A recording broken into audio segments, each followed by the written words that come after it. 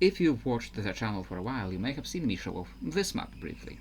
It's the map of a world I called Shoestone, which I designed initially, many years ago, during the D&D 4th edition era, with the thought of, if Wizards of the Coast ever make that setting competition again, but for 4th edition, I want this to be my entry. If you're not familiar with it, back in the 3rd edition era, WotC made a contest for people to send them their settings, and they would choose the best one and feature it as an official D&D setting. The setting that won was Keith Baker's Aberron, which is now a very common name for any D&D fans. The problem with this was, no such contest materialized ever since. 4th edition was a flop, and if anything won any contests for 5e, it was Matt Mercer's Exandria, which was simply the only fan-made setting featured on the official sites for years, and probably the most popular setting to come out of 5e without any official contests. But that wasn't going to stop me. I got into the whole exercise, incorporating all the races and classes from 4e into the setting, because that's what the 3e contest required. And I kept going to continue what I already started. And the thing that really made this world unique from most settings I see is that it was a flat world, encased in several concentric crystal spheres, containing the celestial objects such as the suns, the moon, and the fixed stars. I really wanted to get into how a flat world would work, because our world, very obviously, isn't. Just because of how different it would be, and because of the unique charm of old-timey science that is my personal favorite.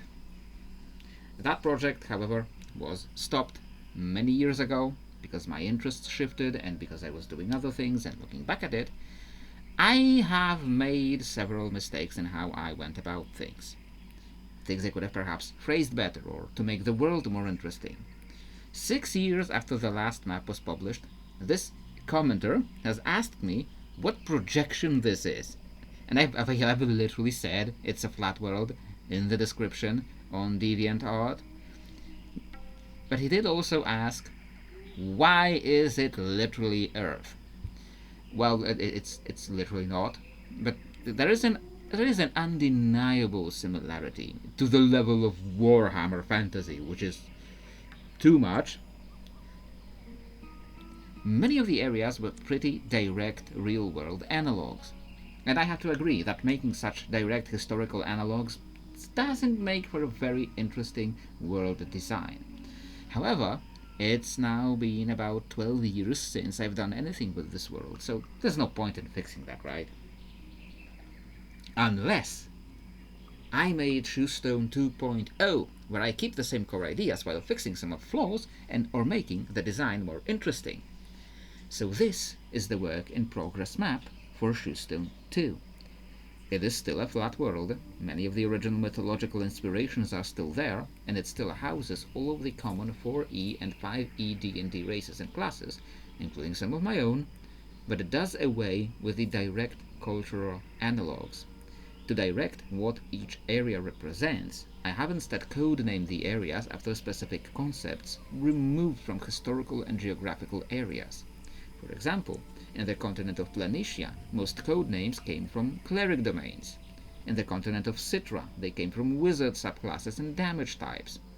This way, when designing a place in detail, instead of going, "This is Greece," I can focus on the ideas associated with the moon and moon-worshipping cultures and religions.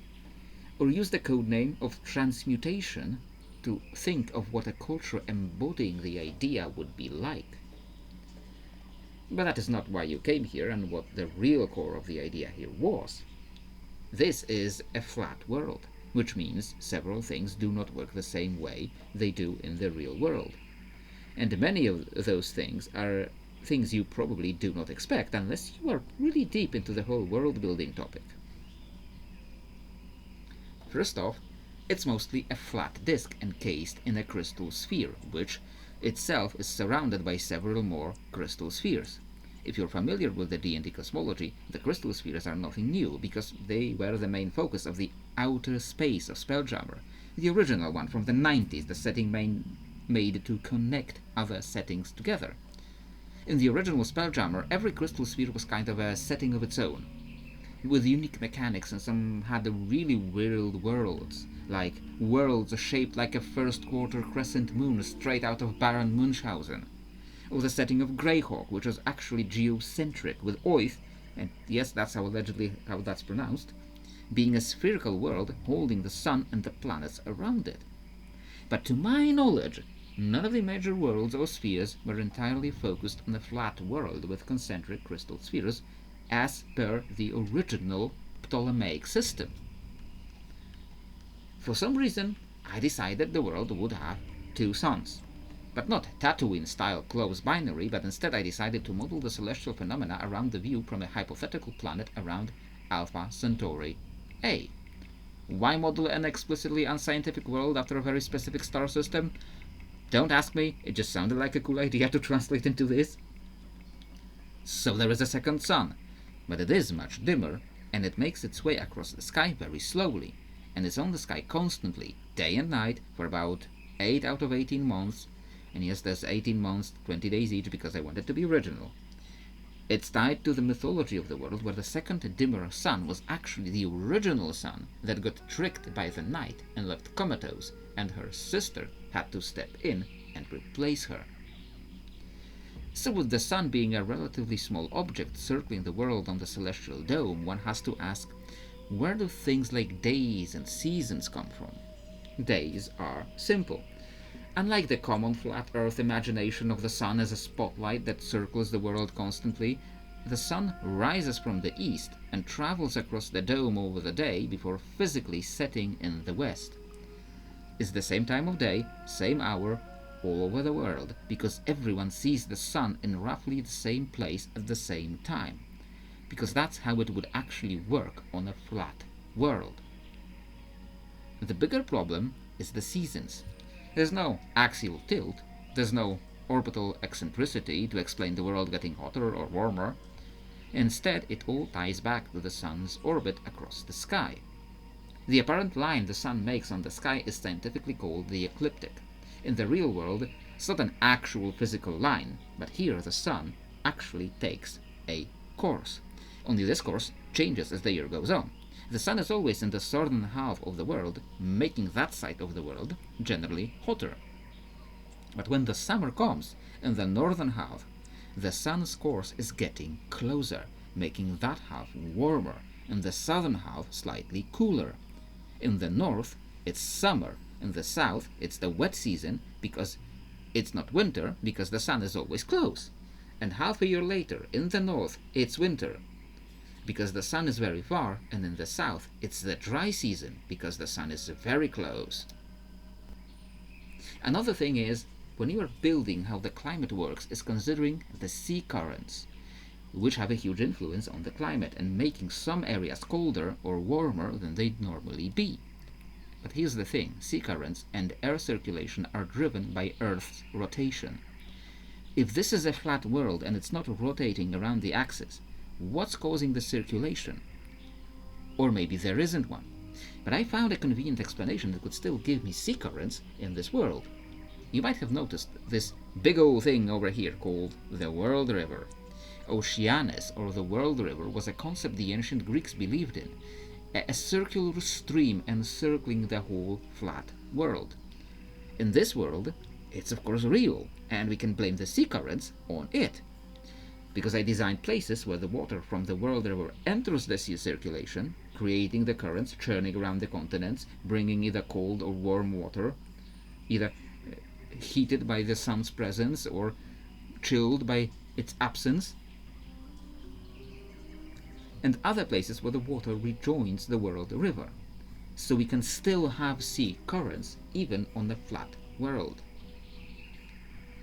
Something that surprised even me during this exercise was something as simple as trying to draw a geographical grid. The old map has a simple square grid that would allow me to divide the world into neat quadrants I could then cut up and make into bigger regional maps. When getting into that in this map, however, I asked myself a question. What is this grid exactly? What does it represent? And I started really thinking about what the grid on a map is. Those lines represent degrees. They represent angles on a sphere centered on the northern and southern poles, something that does not exist here. So I asked myself again, where is the quote-unquote north? What defines north in this world? And I could just say, well, on this tip here, there is some kind of magnetic peak. Like this black stone that many old-timey explorers imagined was located on the northern pole of Earth. But why add that just to keep things the same when I can work with things I already had? And what I had was the geography already centered on this point here, literally in the physical center of the world, which contains the world tree. An enormous cosmic tree with roots going deep into the underworld and a crown reaching the heavens. This tree is instead the magnetic, or rather magical, anchor of the world that all compasses point to. But if the pole everything is built around is located in the center instead, we can just make that same square grid. The whole geographical coordinate system is built in circles around it. The 0-degree line points east because 1. Old maps used to be centered on east, and 2. That way points to the capital of Canaan, which are one of the most advanced cultures in the world that are making the navigational systems. Then the degree line of the latitude are measured in how many degrees north or south they go from that line, leading to coordinates like 135 degrees north, which is positively nonsense on Earth, and I love that. But if the quote-unquote latitude lines are measured in degrees north and south from the eastern line, what are these longitude circles called? I tried for the longest time to make it sound a little familiar and somehow make the edge of the world 90 degrees, but I realized something weird again. People in this world will be measuring the degrees by the stars in their sky. The most natural anchor point for these would be the top of the dome, and people would be measuring the angle between their observation point and the line going straight down from it, the zenith line, which means that at the edge of the world the angle is only 45 degrees, assuming an almost perfectly spherical dome. So the degrees only go by 5, 10, 25 degrees out or edgewards. Another small world building result of these is that because the world tree is that enormous, it casts an enormous shadow, meaning that every day in the northern half, at different hours of the day depending on where you are, east or west, there is a brief period of darkness as the tree eclipses the sun. It gives you a lot of very unique things to work with for world building and writing itself, and you imagine an idea deeply ingrained into the people of this world that every day has a brief period of darkness. You can go like very metaphorical with it, what it means for them. And then they go south, and the people in Citra are like, what the F are you talking about? The tree eclipsing the sun? The tree is just over there. Because, you know, the sun is on the south, and the tree is on the north of them. So it never casts the shadow on them. One more topic that comes up a lot with world building is plate tectonics. And worry not, I have thought about it, and I can safely tell you, there is none here. There are no plate tectonics. The whole world was actually made by the gods a few thousand years ago, and it was made much in the same shape it is now, with a few exceptions caused by a Titan war that ravaged the landscape and literally moved the mountains. There are still earthquakes and volcanoes, but they are caused by something different, because the world has a flip side. I didn't make a map of that yet, so I have nothing to really show you here, but on the other side of the disk is an almost separate setting. The Antichthon, as the people topside call it, is a world of opposites, where the topside shoestone is a world of light, air and water. The Antichthon is a world of darkness, earth and fire, and looks, as you might imagine, positively infernal. The creatures we call gods are their demons. What they call gods are our demons. But that is a whole other topic to expand on, and it will not get featured and developed in detail for a long time. For now, no one has really gone to the Antichthon, or returned to tell the tale. The Antichthon does bring up one major topic that has a very short answer to it because it's D&D. You might ask, if there's an underside to the world, do the people there live upside down? And the answer is yes, but if they do, how does gravity work? Well, in D&D and Spelljammer, gravity is weird. The spelljamming ships have a gravity plane towards which things are attracted. If you're on the outside of a spelljamming ship's hull and go to the bottom of the hull, you will start walking upside down in relation to the other people. Gravity in Shoestone works on the same principle. There is a gravity plane that goes directly through the middle of the disk, and that's what keeps people anchored to it. Well, there are plenty of other ways in which this world is unique and different, but few of them really tie back to the original flat world concept, so maybe they're not the topic for today. If you do want to hear more about this world and all of the unique concepts of it, do let me know, but I think that's it for today. I really enjoyed exploring how different this world will be from all of our standard expectations, and I hope you enjoyed exploring that idea as well. And I hope you will enjoy turning to perhaps a little less Warcraft and more TTRPG topics. If you do, I hope to see you next time.